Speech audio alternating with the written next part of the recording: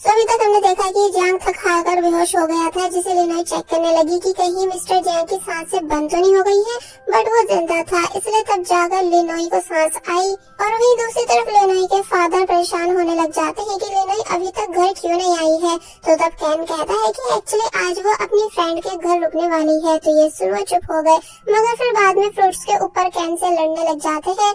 अब हमें next day दिखाया गया, जहाँ जब जैसे जियांग सोकर उठा तो तब लिनोई को अपने सामने देख सरप्राइज रह जाता है कि क्या सच में लिनोई ने पूरी रात मेरी केयर की है, इसलिए वो घर भी नहीं जा पाई। तो तब इस वजह से वो लिनोई को दिल से थैंक्स करने लगा और फिर से डिश की प्रैक्टिस करने चला गया। तो तब लिनोई कहती है कि अब समझ आया कि ये इतना बड़ा शेफ क्यों है, क्योंकि ये तब तक प्रैक्टिस करता है जब तक कि 100% श्योर नहीं हो जाए। सो फाइनली हमें कंपटीशन प्लेस दिखाया जाता है, जहाँ सभी लोग आ रहे थे। तो तब जिनजिन लिनोई के पास आई एंड कहती है कि मेरा ऑफर अभी भी तुम्हारे लिए अवेलेबल है।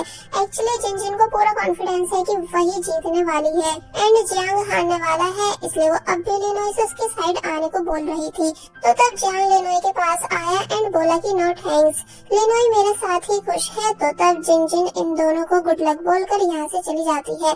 सब थोड़ी देर के बाद फाइनली कंपटीशन स्टार्ट किया गया, जहाँ ये चारों अपना बेस्ट देते हैं, यानी अपनी अपनी बेस्ट स्किल्स का यूज करके डिश बनाने लगे। एक्चुअली जिनजिन स्टार्टिंग से सी फूड बनाने में बेस्ट रही है, इसलिए वो फुल कॉन्फिडेंस है कि ये कंपटीशन वही जीतने वाली है। तो भी जियांग लिनोई से चीजों को स्मेल करा रहा था ताकि बिल्कुल भी फ्लेवर इधर से उधर नहीं हो एंड साथ ही डिश सबसे हटकर भी बने। इसलिए जब जैसे इन दोनों ने अलग अलग चीजें यूज की तो तब सब सरप्राइज रह गए कि आखिर ये जियांग किस तरह की डिश बना रहा है। काफी देर तक कुकिंग करने के बाद फाइनली दोनों की डिश रेडी हो गई। फिर जब टेस्टिंग की बारी आई तो तब जिनजिन की डिश तीनों जजेस को पसंद आई, इसलिए वो खुश होने लगी कि अब तो मेरी जीत पक्की। लेकिन जब जैसे जियांग की डिश को टेस्ट किया गया तो तब वो भी जजेस को काफी ज्यादा पसंद आती है, इसलिए पूछने लगी कि आपने इस ग्रीन सॉस को कैसे बनाया। तो ये सुन जियांग बताने लगा कि सी ग्रेप्स की हेल्प से, और फिर याद करता है कि इस चीज का आइडिया लिनोई ने ही उसे दिया था, तभी तो डिश एकदम सबसे अलग और परफेक्ट बनी है। सो बारी आई वोटिंग की, जहाँ एक वोट जिनजिन को मिला तो वही दूसरा वोट जियांग को।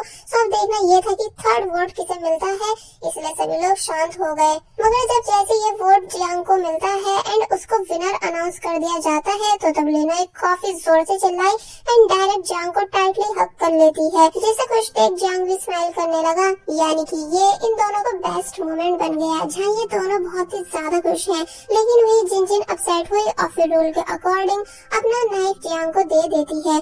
कि तभी इसी बीच हमें एक मिस्टीरियस लड़की को दिखाया जाता है, जो कि पता नहीं कौन है, पर बस उसे जियांग की जीत का सुनकर बिल्कुल भी अच्छा नहीं लगा। एक्चुअली ये लड़की जियांग के सभी कॉम्पिटिशन्स देखती है, जहाँ हर बारी जब जियांग जीतता है तो इस लड़की को गुस्सा आता है। नेक्स्ट सीन में हम देखते हैं कि जब जिनजिन उदास खड़ी थी तो तब उसे उदास देख लिनोई को भी अच्छा नहीं लग रहा था।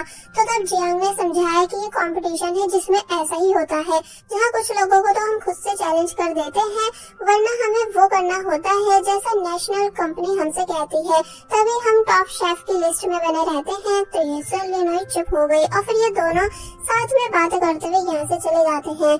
नेक्स्ट डे हम देखते हैं कि जब जियांग एंड लिनोई दोनों क्लोज थे, यानी साथ में वर्क कर रहे थे, बिकॉज यहाँ एक पार्टी की प्रिपरेशन हो रही है जिसकी जिम्मेदारी जियांग के होटल को मिली हुई थी। तो तब सॉन्ग इन दोनों को देख फैंग से डिस्कस करता है कि क्या इन दोनों के बीच कुछ चल रहा है। तो तब फैंग कहता है कि हाँ शायद, मुझे भी कुछ ऐसे लग रहा है। तो ये सुन सॉन्ग को बिल्कुल अच्छा नहीं लगा। कि तभी पार्टी के मेन गेस्ट यहाँ आए, जो कि जियांग की ग्रैंडपा है। तो तब उन्हें देख जियांग खुश नहीं हुआ, इसलिए जाने लगा, जिससे लिनोई पूछती है कि क्या हुआ, यानी क्या आपको स्पीच नहीं सुननी। तो तब वो कहता है कि नहीं एंड तुम भी इनकी बकवास नहीं सुनोगी। और फिर तभी लिनोई को जबरदस्ती अपने साथ यहाँ से ले गया।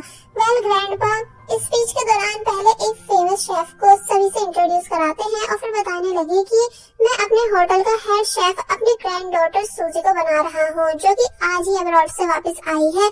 तो ये सुन सभी लोग क्लैपिंग करने लग जाते हैं और फिर अब हमें सूजी दिखाई गई, जो कि वही मिस्टीरियस लड़की है जो कि जियांग के कंपटीशन को ऑनलाइन देखती है। दूसरी तरफ जियांग जो कि जा रहा था तो तब उसका बड़ा भाई, जो कि जियांग का कजन है जिसका नाम है यांग, वो जियांग को रोक पूछने लगा कि कहाँ जा रहे हो। और फिर जब जैसे बताता है कि सूजी अब्रॉड से वापस आ चुकी है तो ये सुन जियांग के होश उड़ गए, इसलिए वो जब जैसे टर्न हुआ तो तब सूजी उसे ही देख रही थी एंड हाई करती है।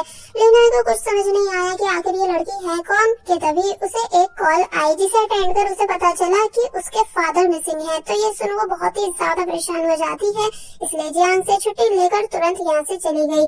जियांग भी लिनोई के पीछे जाने लगता है बट जियांग उसे रोक पूछने लगा कि क्या तुमको सूजी से नहीं मिलना, एटलीस्ट उसे कांग्रेट्स तो करो क्योंकि अब वो हेड शेफ है। बट जियांग रुकता नहीं बल्कि लिनोई के पीछे पीछे चला गया। तो तब सूजी काफी ज्यादा उदास हुई। पहले नेक्स्ट सीन में हम देखते हैं कि लिनोई जब सब जगह अपने फादर को ढूंढ रही होती है पर उसे कहीं भी अपने फादर नहीं दिखते, इसलिए वो और ज्यादा परेशान हो जाती है कि तभी जियांग ने लिनोई को आवाज दी एंड अपने कार में बैठने के लिए बोला। लिनोई बैठ गई, फिर ये दोनों साथ में उस जगह जाने लगे जहाँ लिनोई पहले रहा करती थी, लेकिन अभी उसे समझ नहीं आ रहा था कि उस जगह पर वो अपने फादर को कहाँ ढूंढे। तो तब लिनोई की ऐसी हालत देख जियांग कार रोकता है एंड देन खाने का कुछ सामान लाकर लिनोई को अपने हाथों से खिलाने लगा, ये बोलते हुए कि पहले तुम थोड़ा रिलैक्स हो जाओ और फिर तब सोचकर बताओ कि तुम्हारे फादर कहाँ जा सकते हैं। लिनोई सोचना शुरू करती है और फिर बोलती है कि आज फ्राइडे है तो फिर जरूर father child health care centre गए होंगे। इसलिए नेक्स्ट सीन में ये दोनों तुरंत वहाँ आ गए एंड सिक्योरिटी गार्ड से लिनोई ने अपने फादर के बारे में पूछा तो वो बोलते हैं कि हाँ ये आदमी सुबह यहाँ आया था जिसने एंट्री भी कराई थी, यानी कि ये यहीं पर है। तो तब जाकर लिनोई को थोड़ी सांस आई और फिर ये दोनों भी रजिस्ट्रेशन करने के बाद अंदर चले गए और अलग अलग होकर फादर को सब जगह ढूंढने लग जाते हैं। फाइनली लिनोई अपने फादर को ढूंढ लेती है, लेकिन वो ट्री पर चढ़े हुए थे बैलून पकड़ने के लिए एंड बिल्कुल भी नीचे नहीं उतर रहे थे।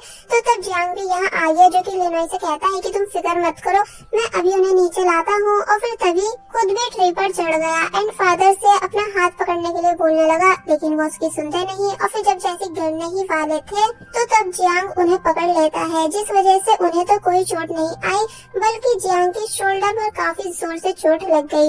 लिनोई अपने फादर से पूछती है कि क्या आप ठीक हो, लेकिन वो लिनोई को पहचान ही नहीं रहे थे क्योंकि उन्हें सब भूल जाने की बीमारी है। और फिर बताते हैं कि ये बैलून मैंने अपनी बेटी के लिए लिया है जो कि बहुत छोटी है। और फिर जब जैसी जाने लगी तो तब लिनोई उनको पकड़ लेती है एंड काफी बुरी तरह रोने लगी, ये बोलते हुए कि डैड मैं ही आपकी बेटी लिनोई हूँ।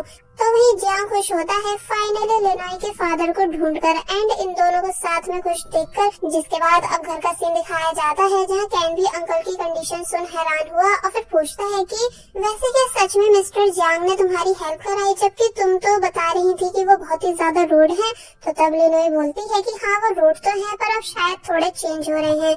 तो ये सुन कैन ने लिनोई को 3 टिकट्स जो की दी, ये बताकर कि अब मैं जू में काम कर रहा हूँ, तुम कल अंकल को लेकर वहाँ आओ and as a thanks Jiang को भी अपने साथ ले आना। तो ये सुन लिनोई मान जाती है एंड डायरेक्ट जियांग के डोर पर आ गई जहाँ जियांग जस्ट अभी बात लेकर आया था।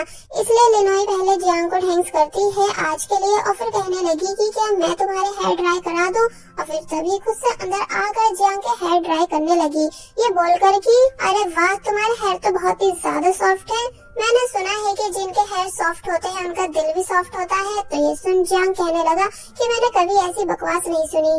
तो तब लिनोई बातों को काफी घुमाने के बाद फाइनली बता देती है कि वो जियांग को ऐसे थैंक्स अपने साथ जू लेकर जाना चाहती है, इसलिए कल के लिए उसे ऑफ भी चाहिए। तो तब जियांग कहता है कि ओ अच्छा, तो इसलिए तुम मेरे साथ इतने अच्छे से बिहेव कर रही थी।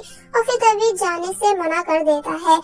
लिनोई उदास हुई और जब जैसी टिकट लेकर जाने लगी तो तब वो उसे देता नहीं बल्कि बोला कि तुम कल का ऑफ ले लो, बाकी मेरा आने का नहीं हो पाएगा मगर तब भी मैं ट्राई करूंगा। तो ये सुन लिनोई खुश हो जाती है कि चलो फाइनली मुझे तो छुट्टी मिल गई और फिर तभी यहाँ से चली गई। और फिर जब नेक्स्ट डे वो अपने फादर के साथ जू देखने जाने के लिए रेडी होती है तो तब जियांग भी यहाँ आ गया, जिसको देख लिनोई सरप्राइज हुई।